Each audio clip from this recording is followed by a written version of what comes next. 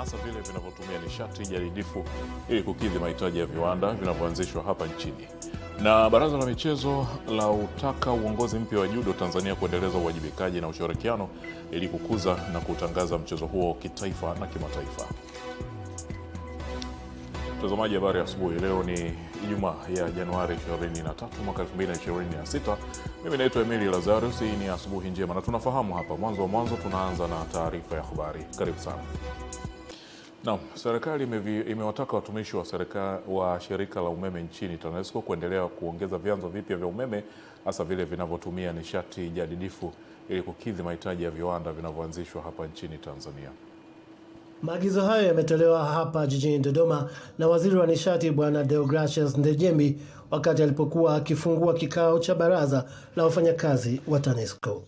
Ili kuweka mazingira bora ya hali ya umeme nchini kwa siku zijazo, ni vema kujipanga zaidi wakati huu kwa kuongeza vyanzo vingine vya uzalishaji umeme ambavyo mkazo ukiwa kwenye nishati jadidifu, yani renewable energy, ambayo nchi yetu ina vyanzo vya uhakika vya joto ardhi, upepo, mawimbi na nishati ya umeme jua. Pamoja na mambo mengine, Waziri Ndejembi akachukua nafasi hiyo kulishauri shirika hilo kutoa elimu kwa wananchi juu ya ujio wa mita za kisasa, yani smart meter, ili kila mteja wa umeme awe na uelewa wa matumizi ya mita hizo, huku mkurugenzi mtendaji wa TANESCO Bwana Lazaro Twange akishukuru serikali kwa kuboresha maslahi ya wafanyakazi wa shirika hilo na hivyo kuondoa tatizo la wataalamu kuikimbia TANESCO kwa sababu ya maslahi. Sasa twendeni tukasukume zaidi utumiaji wa smart meter. Ni haso, lakini tumeweka njia rahisi sana. Sasa tuwafikishie huduma hii wananchi, kwamba anapoweka tu yeye imeshakubali huku, kule umeme nyumbani unakuwa umerejea. Ni jambo kubwa sana. Watumishi walikuwa wanaomba kuhamia kwenye mashirika mengine ambayo ni watoto wa TANESCO. Hii ni kwa sababu ya maisha ya mtumishi ya kutafuta maslahi bora. Wengi walikuwa wanaondoka, lakini nakuthibitishia Mheshimiwa Waziri, wataalamu wengi sasa hakuna ambaye yuko tayari kuondoka, isipokuwa kwa siku mimi napokea barua sio chini ya 20-30 za watu wakiomba kuhamia TANESCO. Kutoka hapa Dodoma ni Kuringe Mongi. Benki Kuu ya Tanzania imezitaka taasisi za fedha ambazo zinafanya kazi bila leseni ya BOT kwenda kusajiliwa kwa ajili ya kufanya biashara zao kwa uhakika, kwa kuwa kufanya hivyo ni makosa na faini yake ni shilingi milioni 20 mpaka 100. Akizungumza na Channel 10 katika viwanja vya Usagara jijini Tanga kwenye maadhimisho ya wiki ya huduma za fedha kitaifa ambayo yanaendelea kwa kuwapa elimu wananchi kuhusu masuala yanayohusu sekta ya fedha, afisa sheria mwandamizi kutoka Benki Kuu ya Tanzania Ramadhani Myonga akawasisitiza taasisi ambazo hazijasajiliwa kujiepusha na biashara hiyo. Na kama ikibainika kuna athari ya kifedha au kufungwa kabisa, inaweza kupigwa faini kati ya milioni 20 mpaka 100, kifungo cha miaka 2 kuanzia miezi 6 mpaka miaka 2 au yote kwa pamoja. Kwa haya ni madhara ya kifedha, kwa sababu fedha hizi ni mtaji.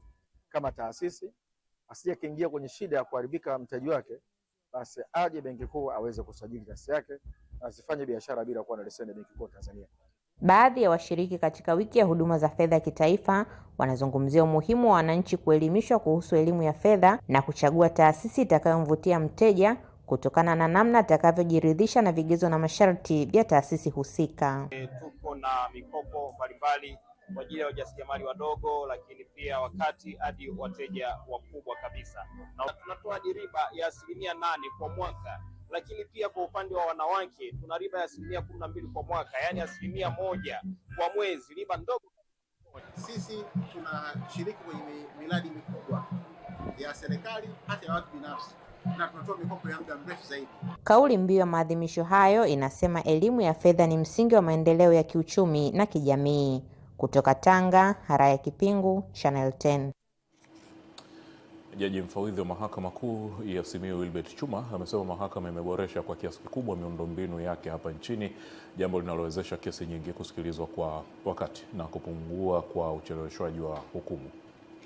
Mheshimiwa Jaji Chuma anasema hayo wakati akizungumza na wadau wa mahakama katika wilaya ya Maswa alipofika kujitambulisha mara baada ya kuanza kazi kwa Mahakama Kuu Simiyu, ambapo pia alipata fursa ya kuwasikiliza na kupokea maoni kuhusu mahakama. Alivyosema mkuu wa wilaya, jitihada kubwa sana serikali kusaidiana mahakama kupitia mbalimbali, umeona jinsi mambo yalivyo, na kuboreka kwa miundombinu ile kumeboreshwa pia na mambo mengine, vifaa na nini. Sasa hivi mahakimu nafikiri wakiajiriwa mara nyingi wanapewa kompyuta mpakato hizi kwa ajili ya kuchapa hukumu wenyewe. Kwa hiyo wanachapa wenyewe, ndio maana hata ucheleweshaji wa hukumu umepungua sana, kwa sababu wanachapa mwenyewe, kwa hiyo unapata hukumu kwa wakati. Lingine, saizi tumeagizwa kuwe na mahakama kwenye ngazi ya kata, na tumesoma maelekezo. Mheshimiwa, tutakuhakikishia tunapofanya law day next year, sisi tutakukabidhi viwanja vya kata 36 ikiwemo eneo la mahakama na eneo la kujenga nyumba za mahakimu katika maeneo husika. Wadau wa mahakama nao wanatoa maoni yao huku wakipongeza kuanzishwa kwa mahakama kuu ya Simiyu. Kuna kesi zinachukua muda mrefu, wakati mwingine imeshafika mwisho, lakini unaona inaenda. Tusijajua kitaalamu imekaaje, lakini mimi nilikuwa naomba hilo kwa sababu lipo japo sio kwa sana kivile, naomba na lenyewe lijaribu kuzingatiwa ili tuweze Naomba mimi kama kijana wako, naomba sana kwa unyenyekevu tuangalie sasa hao mahakimu wetu au watumishi wote wa mahakama.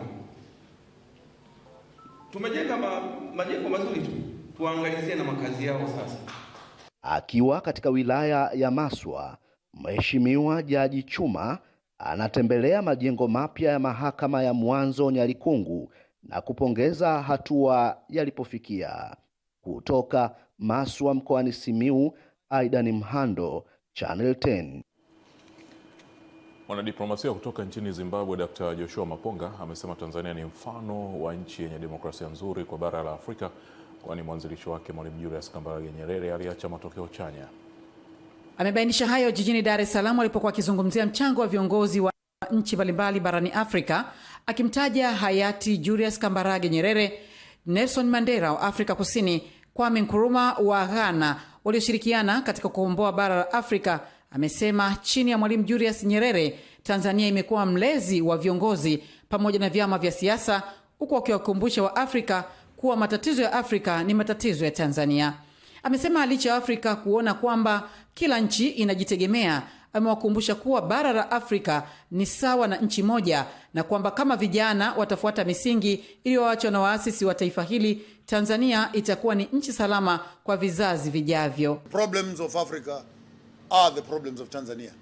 At the United Nations we are together. Matatizo ya Afrika ni matatizo ya Tanzania ndani ya Umoja wa Afrika. Ingawa watu wanafikiri kuwa sisi ni nchi tofauti, ukweli ni kwamba sisi tuko katika nchi moja, na nchi hiyo inaitwa Afrika. Tunayo tu kama majimbo mbalimbali, na nipo hapa kutangaza kwamba Tanzania ni jimbo, nchi ni Afrika. Zimbabwe ni jimbo, nchi ni Afrika. Hii ni ndoto ambayo sisi vijana wa Pan-Afrika tumeunganisha mioni mwetu. Kwa uelewa kamili wa kile ambacho dunia ya magharibi na mashariki zinafanya kwa Afrika. Long as we work in isolation, away from each other, abuse will continue to happen. Kutoka Dar es Salaam, Beatrice Eric, Channel 10. Jaji mkuu wa Zanzibar Khamis Ramadhani Abdullah amewataka majaji, mahakimu na wakuu wa taasisi za sekta za haki kutambua kuwa kuimarika kwa mfumo wa haki unaojali usawa wa kijinsia, kuimarisha imani kwa wananchi, kuongeza uhalali wa taasisi za haki na kuchangia mshikamano wa kijamii kwa maendeleo ya kitaifa. Ni wakati Jaji mkuu wa Zanzibar Khamis Ramadhani Abdullah akifungua mafunzo ya mkakati wa haki za kijinsia 2026-2030 katika mradi wa maboresho ya mahakama. Amesema mafunzo ya mkakati wa haki za kijinsia ni mwelekeo mpya wa mahakama Zanzibar. Mfumo wa haki unaojali usawa wa kijinsia huimarisha imani kwa wananchi, huongeza uhalali wa taasisi na huchangia mshikamano wa jamii Mbali ya kueleza hayo, Jaji Mkuu wa Zanzibar akabainisha baadhi ya vipengele ili kufanikisha mkakati huo wa haki za kijinsia ndani na nje ya mahakama. Viongozi wa taasisi kutangaza usawa wa haki ya kijinsia kama kipaumbele cha taasisi. Mratibu wa mradi wa maboresho ya mahakama ambaye ni Jaji wa Mahakama Kuu ya Zanzibar, Jaji Ibrahim Mzee, amefafanua madhumuni ya mradi na sababu za mradi huo. Moja katika jambo ambalo lilionekana katika judiciary ya Zanzibar tumemiss ni kwamba hatukuwa na mkakati wa kijinsia.